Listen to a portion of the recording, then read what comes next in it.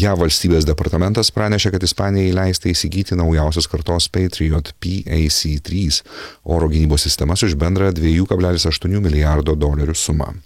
Ispanija perka 3 naujas Patriot baterijas, 24 paleidimo įrenginius, 51 raketą Patriot PAC-3, 4 radarų komplektus. Naujosios PAC-3 raketos veiksmingumas prieš taktinės, balistinės ir kruizinės raketas padidintas naudojant pažangę hit-o-kill technologiją. Raketos valdymo sistema leidžia sunaikinti taikinį dėl kinetinės energijos išsiskiriančios smūgiuojant į taikinį tiesiai.